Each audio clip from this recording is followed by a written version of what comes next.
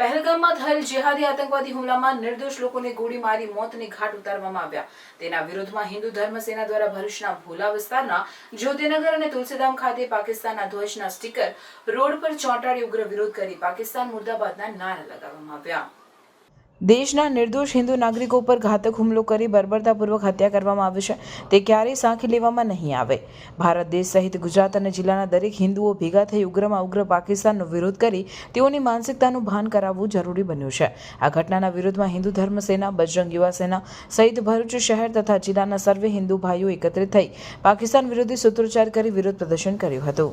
નિહત્તા લોકો પર અત્યાચાર કરી અને ધર્મ પૂછી ને એમની હત્યા કરવામાં આવી ત્યારે આજે હિન્દુ ધર્મ સેના ભરૂચ અને બજરંગ યુવા શક્તિ ગ્રુપ દ્વારા ભોલા વિસ્તારની અંદર આ વસ્તુ માટેનો ખૂબ જ કાયરતાપૂર્વક જે હુમલો કરવામાં આવ્યો છે એને વખોડી એનો વિરોધ કરવામાં આવે છે. પાકિસ્તાન, કાયર પાકિસ્તાન, કટોરા પાકિસ્તાનના ઝંડાને રસ્તા ઉપર, શૌચાલય ઉપર અને કચરાપેટીની જગ્યા પર લગાવી અને આમાં તમામ હિન્દુના લોકો, 18 વર્ણના લોકો આ વસ્તુનો સખત વિરોધ કરે છે. અને આ મીડિયાના માધ્યમથી, ઇલેક્ટ્રોનિક મીડિયાના માધ્યમથી આ દેશની સર્વ જનતાને અમે જણાવવા માંગીએ છીએ કે દેશમાં રહેતા બહારના ગદ્દારો કરતાં દેશમાં રહેતા ગદ્દારોને ઓળખો.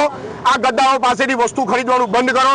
આ ગદ્દારો સાથે ધંધો કરવાનું બંધ કરો અને આ ગદ્દારોને એવી સજા આપો કે એમના ધર્મના લોકો કે એમના સમાજના લોકો જ્યારે પણ આવો કાયદાપૂર્વક કોઈ હુમલો કરે ત્યારે આ ગદ્દારો એમના ધર્મના લોકોને રોકે એવી આપ સૌને આપણા હિન્દુ સમાજના દરેક 18 વર્ણના લોકોને હું અપીલ કરું છું.